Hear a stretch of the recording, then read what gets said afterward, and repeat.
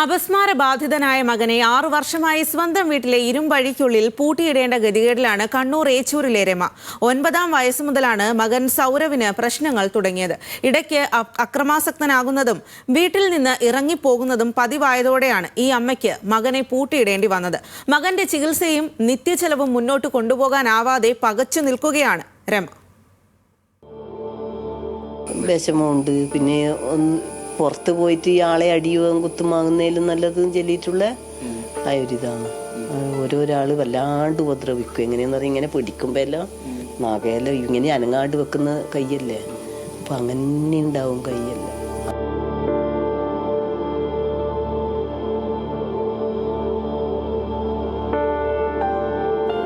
ഏത് തടവറയുടെയും എത്ര ബലിഷ്ഠമായ ഇരുമ്പഴിയും തുറക്കാനുള്ള താക്കോൽ സ്നേഹത്തിൻ്റെ അച്ചിൽ വാർത്തെടുത്ത് വച്ചിട്ടുണ്ടാവും ഓരോ അമ്മമാരും.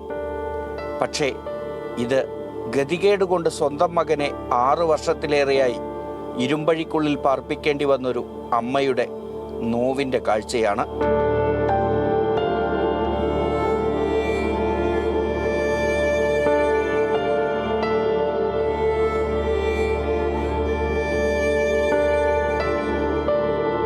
കണ്ണൂർ ഏച്ചൂർ മാവിച്ചേരിയിലെ രമയും മകൻ സൗരവും. സൗരവിനിപ്പോൾ 26 വയസ്സുണ്ട്. 9-ാം വയസ്സിൽ അപസ്മാരം പിടിപെട്ടു. അന്നു തൊട്ട് സൗരവ് ഇങ്ങനെയാണ്. സംസാരിക്കില്ല, വീട്ടിൽ നിന്ന് ഇറങ്ങി നടക്കും, വഴിയിൽ എവിടെയെങ്കിലും ബോധരഹിതനായി വീഴും, ഇടയ്ക്ക് അക്രമാസക്തനാകും. മറ്റൊരു പോംവഴിയില്ലാതായതോടെയാണ് രമ മകനെ വീട്ടിൽ പൂട്ടിയിടാൻ തുടങ്ങിയത്. കീഞ്ഞ് പോയി കളിയും, പോയി പിടിച്ചുകൊണ്ട് വരാനൊന്നും കഴിയൂല. അന്നേരം തേച്ചും വരും, അപ്പുറം ഇപ്പുറം എല്ലാം കയറിയിട്ട് ആളിയെല്ലാം ഉപദ്രവിക്കും. അല്ലേ നേരെ പോയി കളി ഒട്ടുമല്ലിനെ വിളിച്ചാലൊന്നും വരൂല. അങ്ങനെയെല്ലാം ഉള്ള വിഷമെല്ലാം ഉണ്ടായിട്ട് അങ്ങനെ ആക്കിയതാണ്. അത് ഡോക്ടർമാർ പറഞ്ഞിട്ട് തന്നെ ആക്കിയതാണ്. 6 വർഷം മുൻപ് സ്വന്തം വീട്ടിൽ മകന്റെ മുറിക്ക് മുന്നിൽ ഇരുമ്പഴി തീർക്കാനും സദാസമയവും അത് താഴിട്ട് പൂട്ടാനും ഈ അമ്മ നിർബന്ധിതയായി. സഹായത്തിന് മറ്റൊരാളില്ല.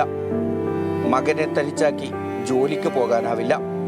വരുമാനമാർഗം സർക്കാരിൽ നിന്നുള്ള പെൻഷൻ മാത്രം. അന്നത്തിനുള്ള വഴി റേഷൻ കടയിലെ അരിയും. അരി കിട്ടുന്നതുകൊണ്ട് അരിയുണ്ടല്ലോ, റേഷൻ അരി തന്നെയാ ചോറ് വെക്കുക.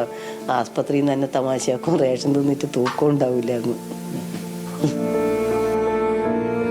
ഒരു മാസം 5000 രൂപയുടെ മരുന്നാണ് സൗരവിന് ആവശ്യം. ഇടയ്ക്കിടെ പരിയാരം മെഡിക്കൽ കോളേജിൽ അഡ്മിറ്റ് ആകേണ്ടിയും വരും. ഈ ചിലവൊന്നും താങ്ങാൻ ഈ അമ്മയ്ക്ക് സാധിക്കുന്നില്ല. എങ്ങനെ ജീവിതം മുന്നോട്ടു പോകുന്നു എന്നതിന് എങ്ങനെയൊക്കെയോ എന്ന് മാത്രം ഉത്തരം. അസുഖം പൂർണ്ണമായി ചികിത്സിച്ച് ഭേദമാക്കാനാവില്ലെന്നാണ് ഡോക്ടർമാരുടെ അഭിപ്രായം. ഇങ്ങനെ പരിചരിച്ച് മുന്നോട്ടു പോവുക എന്ന് മാത്രം. 3-ാം ക്ലാസ്സിൽ അവസാനമായി പഠിച്ച അക്ഷരങ്ങളും അക്കങ്ങളും കൂട്ടി വായിച്ചും രാവിലെ മുതൽ വൈകിട്ട് വരെ നിർത്താതെ പാടുന്ന റേഡിയോ കേട്ടും മകൻ മുറിക്കുള്ളിൽ കഴിയുമ്പോൾ ഉള്ളിലെ വേദനകളുമായി കണ്ണീർ വറ്റി കഴിയുകയാണ് രമ. ഇന്ദ്രജിത്ത് അനിൽകുമാറിനൊപ്പം നിഖിൽ അളവൂർ, ന്യൂസ് മലയാളം, കണ്ണൂർ.